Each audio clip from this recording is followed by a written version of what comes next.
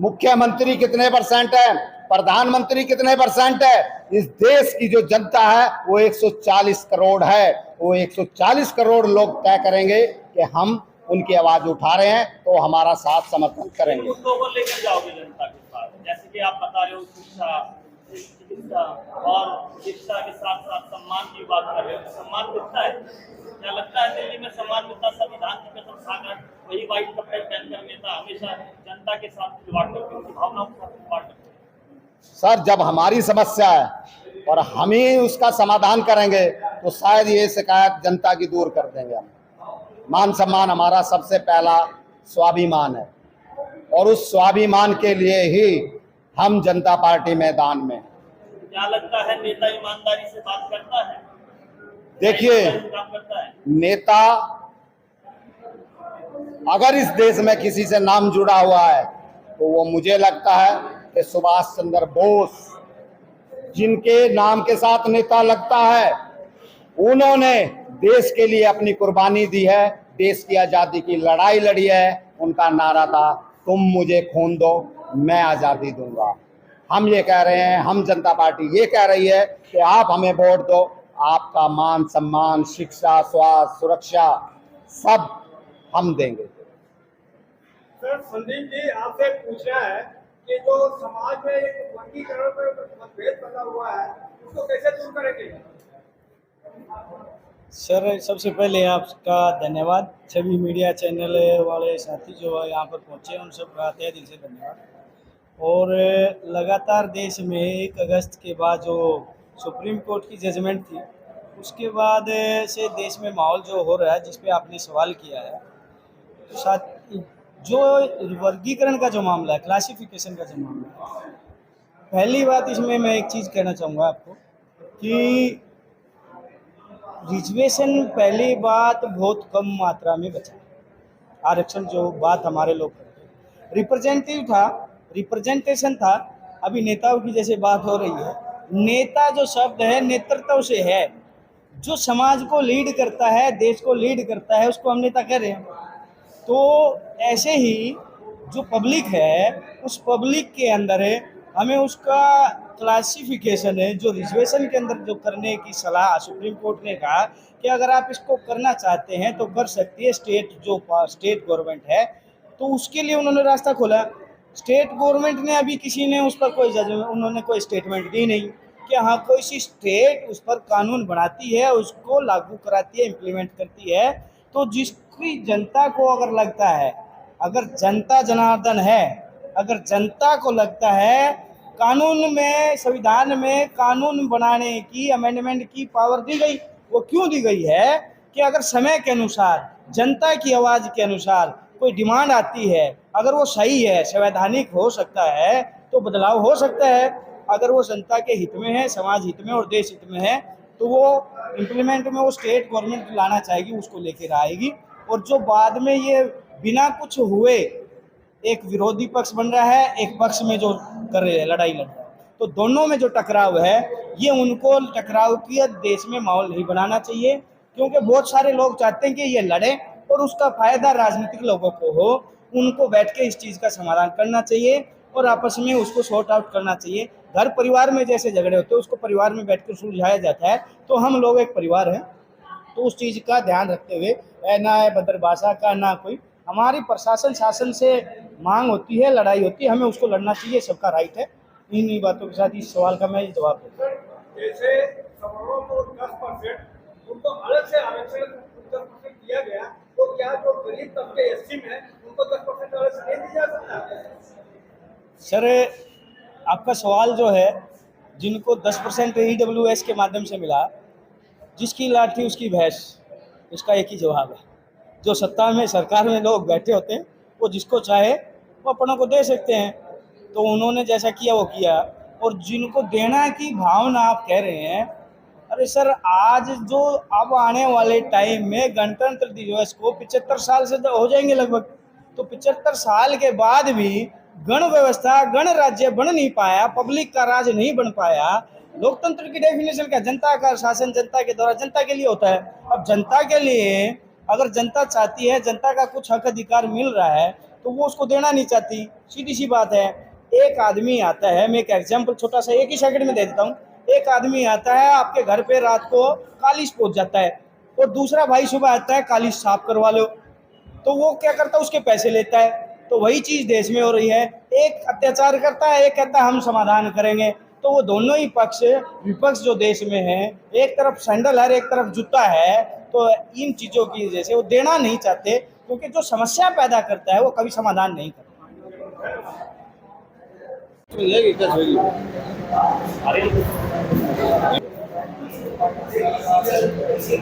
Sir, आपसे कहना है कि आपने हम जनता पार्टी बनाने को क्या जरूरत पड़ी अभी आपको?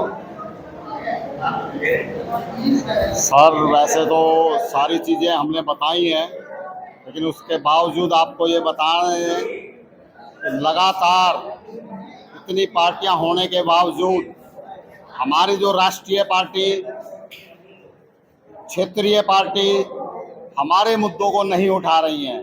जो सबसे ज़्यादा एक बेरोजगारी है वो हर वर्ग में है। बेरोजगारी इतनी बढ़ गई है कि लोग सुसाइड कर रहे हैं, आत्महत्या कर रहे हैं, शोषण हो रहा है। और इन सब चीज़ों को जब हम देखते हैं तो कहीं ना कहीं हम बाबा साहब के विचारों पे काम करने वाले, बाबा साहब के विचारों से तैयार लोग हैं। हम लोग इन समस्याओं को जब देखते हैं तो शायद हमें रात को नींद नहीं आती। तो लगातार हमारी सामाजिक गतिविधि का एक लंबा एक्सपीरियंस है। ये नहीं कि हम आज ही पार्टी बनाने आए हैं। लंबा एक्सपीरियंस लेने के बाद सभी सामाजिक दलों से चर्चाएं हुई। उन सभी ने कहा कि हम किसके पास जाएं, हम तो किराएदार बनकर जाते हैं। वो जब कहते हैं निकल जाओ तो निकलना पड़ता है। वो कहो टाइम के अकॉर्डिंग आपको बोलना है तो उतना ही बोलेंगे। संसद में 131 सांसद होने के बावजूद अगर हमारी आवाज़ नहीं उठ रही है तो आप समझ सकते हैं कि वो पार्टियां उन सांसदों को एससी का वोट लेने के लिए तो खड़ा करती हैं, लेकिन आवाज़ उठाने के लिए वो नहीं खड़े हो सकते। कहीं ना कहीं उन लोगों को रोक दिया जाता है। तो हम लोग आज़ाद देश की कल्पना तो कर रहे हैं, मगर अगर हमें बोलने की भी आज़ादी नहीं है, हमें संविधान की बात रखने की आज़ादी नहीं है, हमारे जो संविधान ने हमें राइट दिए थे वो अगर लागू नहीं हो रहे तो उनको कौन करेगा। यह विषय हमारे साथ समाज में लगातार आया है और उन्होंने सबने मिलकर ये कहा कि आप एक पार्टी का निर्माण करें और उस निर्माण में जो वंचित समाज है, पिछड़ा समाज है या जर्नल भी है और उनकी मूलभूत समस्याएं सेम है, वो कहीं ना कहीं हम लोगों को प्रेरित करा उन्होंने कि आप ये एक पार्टी का गठन करो, हम लोग आपके साथ तन मन से हैं। इसलिए इस हम जनता पार्टी का आज औपचारिक तरीके से घोषणा हुई है बाबा साहब भीमराव अंबेडकर भवन में, जो एक ऐतिहासिक जगह है, ताकि हम उनके पद चिन्हों पे चलते हुए ऐसे पद चिन्ह छोड़ जाएं कि लोग हमारे भी पद चिन्हों पर चलें। इसलिए हम लोगों ने ये पार्टी का गठन किया है और ईमानदारी जो आपके अंदर है वो किसी और के अंदर नहीं है। आप ईमानदारी से अगर काम करेंगे तो मुझे लगता है कि जो संविधान की मूलभूत प्रस्तावना है, समानता है, शिक्षा है, स्वास्थ्य है, सुरक्षा है, ये सारी व्यवस्था को हम लोग लागू कराने का काम करेंगे। आपकी प्रतिद्वंदी पार्टी कौन सी है? हमारी तो सभी प्रतिद्वंदी पार्टियां हैं जो संविधान विरोधी काम कर रही हैं, वो सारी हमारी प्रतिद्वंदी पार्टियां हैं। नंबर 2 तो होगी कोई, आप किससे लड़ेंगे? अगर हम दिल्ली में हैं तो फर्स्ट नंबर पे हमारे सामने है केजरीवाल आम आदमी, सेकंड नंबर पर है बीजेपी और थर्ड नंबर पर है कांग्रेस। बीएसपी और आजाद समाज पार्टी कांग्रेस को कैसे देखते हैं? उनका भी नजरिया ऐसा ही होगा, लेकिन कहीं ना कहीं वो जो बीएसपी एक वंचित समाज की पार्टी कहलाती थी, आज वो वंचितों की कोई आवाज नहीं उठा रही है, लगातार चुप्पी साधे हुए है। आपके सामने बहुत से दौर आए हैं। कोरोना काल में आपने देखा कोई आवाज नहीं, नोटबंदी में कोई आवाज नहीं, लेकिन हाँ अभी एक वर्गीकरण का मामला आया तो कुछ आवाज निकाल दी। तो ऐसी पार्टियों से हम कैसे उम्मीद करें कि वो पूरे देश का, पूरे हर वर्ग का ध्यान करके वो काम कर रही है। इसलिए हमारे लिए अभी दिल्ली में तो प्रतिद्वंदी ये 3 पार्टियां। सर, एक देश और एक चुनाव जो अभी आ रहा है, तो आप कैसे देखते हैं इसको? सर हम उसको अभी यही कहेंगे कि अभी तो उनकी खाली घोषणा है। घोषणाओं तो उन्होंने 15 लाख की भी करी थी, मगर जमीन पे नहीं दिखा। तो ये उनकी घोषणा है, मीडिया की है, अभी जमीन पे कुछ नहीं है। और अगर जमीन पे आएगा तो शायद हम उन लोगों का विरोध करेंगे। सर, आरक्षण कब तक होना चाहिए? आरक्षण जब तक होना चाहिए जो लास्ट के पायदान पर, जिसके पास सर छुपाने के लिए मकान नहीं है, पेट भरने के लिए रोजगार नहीं है और तन ढकने के लिए कपड़ा नहीं है, तब तक ये आरक्षण लागू रहेगा और हम लोग लागू रखेंगे। सर, आपका विचारधारा क्या है, बहुजन समाज या सर्व समाज? देखिए, भारत देश हमारा है और भारत देश का हर नागरिक संविधान के अकॉर्डिंग ये देश चल रहा है। तो हर वर्ग के लिए हम लोग काम करेंगे।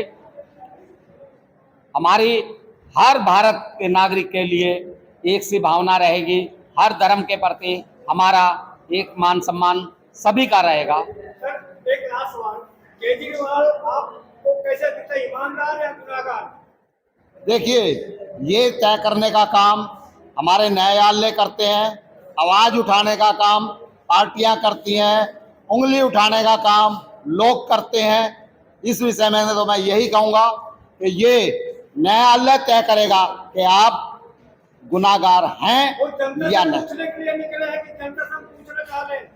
देखिए, अगर वो जनता से पूछने जाते तो उन्होंने जो वादे किए थे पहले वो पूरे करते। जनता से वो पूछते कि मैंने आपको कहा था जहां झुग्गी वहीं मकान, क्या दिया गया? स्वच्छ पानी की सुविधा देंगे, क्या दिया जा रहा है? मुफ्त शिक्षा की बात कर रहे थे, उनके ही कार्यकाल में कितने स्कूल बंद हुए हैं दिल्ली गवर्नमेंट के।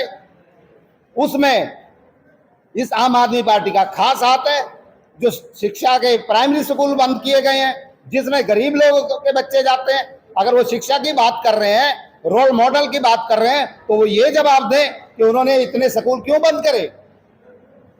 आप कह रहे हो कि आप अपनी पार्टी बना रहे हो, मगर सीएम होने के बावजूद उसके बीच में रुकावट आ रही है। आपकी पार्टी बनी नहीं है, आप वादे कैसे कर सकते हैं? सर, आप लोगों के माध्यम से ये आम जनता के पास हम जनता पार्टी की आवाज जाएगी और वोट देने का काम जो है ना वो जनता करती है। सीएम कितने % है, मुख्यमंत्री कितने % है, प्रधानमंत्री कितने % है, इस देश की जो जनता है वो 140 करोड़ है। वो 140 करोड़ लोग तय करेंगे कि हम उनकी आवाज उठा रहे हैं तो हमारा साथ कि हम बाबा साहब के सपने को भारत बनाना चाहते हैं जिसमें समानता हो, एक भाईचारा हो और गण व्यवस्था हो, जिसमें लोगों का राज हो, लोगों के द्वारा हो।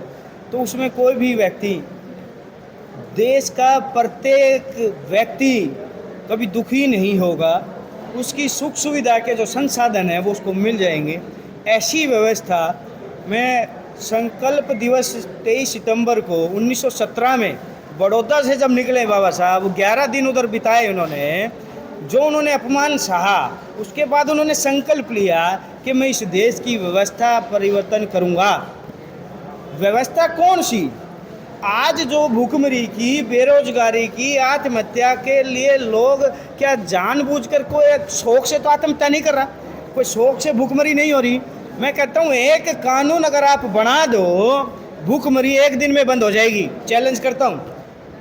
कहते हैं भूखमरी से जो मरा, एक कानून ऐसा बनाओ कि उसके खिलाफ FIR दर्ज हो, और जिसके खिलाफ FIR दर्ज हो वो कौन लोग हो? उस जिले का कलेक्टर उधर उस एरिया का एमएलए और एमपी और उस जिले का न्यायाधीश उस एफआईआर के अंदर ये हो कि उस भूखमरी से मरने वाले के लिए वो जिम्मेदार हैं और उसकी सीधी मैं कहता हूँ फांसी हो। लेकिन फांसी की अगर ना भी कर पाए, हमारा जो है सबको ध्यान में रखते हुए कानून बना हुआ है, तो उनकी पोजीशन से टर्मिनेट कर दिया जाए। तो मैं कहता हूँ उसके बाद कोई भी देश में भूखमरी से मरेगा नहीं। क्यों?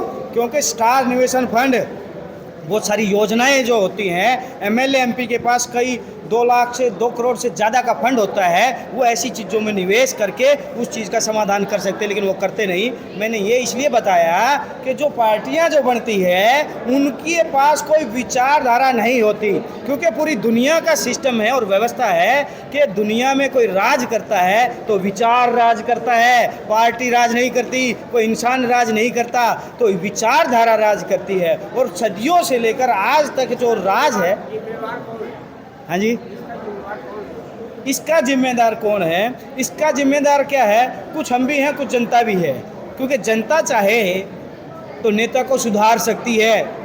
स्टूडेंट जो होता है, छात्र जो होता है, छात्र अगर प्रोफेसर क्लास नहीं लेता तो हम प्रोफेसर को सुधार सकते हैं। तो जनता अगर चाहे तो उसको सुधार सकती है, क्योंकि वोट दिया है। अगर वो पौवा लेना बंद कर दे, कुछ पैसे में वोट देना बंद कर दे, वोट को बेचना बंद कर दें, तो आप उनसे जो मैनिफेस्टो होता है पूछ सकते हैं कि आपने इस पे कितना काम किया, जाकर पूछ सकते हैं। कोई एफआईआर दर्ज नहीं होने वाली। अगर हम ये सोचते हैं कि मेरे को ही क्या करना है, मैं आपको बताता हूँ, एक एग्जांपल दे दूँ ज़्यादा समय ना लेते हुए। मुंडका आज तो पूरी दिल्ली में जो व्यवस्था है, रोडों की हालत है, नालों की, घरों में लोगों के पानी आया हुआ है, उस पानी को देखने को एमएलए एमपी नहीं आया। अब जब चुनाव आएगा फरवरी में, तो क्या हम पूछने की हिम्मत रखती है जनता कि भाई ये पानी क्यों आया हमारे घरों में, ये रोड क्यों टूटे हुए हैं? ये पूछने की हिम्मत उनको अंदर होनी चाहिए, और हम ये पैदा करेंगे। इसलिए हम ये कह रहे हैं कि हम जनता पार्टी कुछ अलग करेंगे।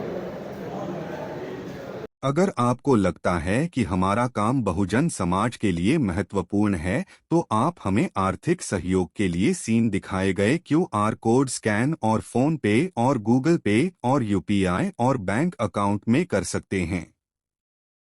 फोन पे, गूगल पे 9250529129, UPI 9250529129@YBL। Bank account state bank of India AC 1042994628, IFSC code SBIN 00066563। आपका छोटा से छोटा सहयोग समाज और हमें और मजबूत करेगा, जिससे हमें बहुजन पत्रकारिता में और निष्पक्ष बनाने में मजबूत करेगा। जय भीम, जय भारत।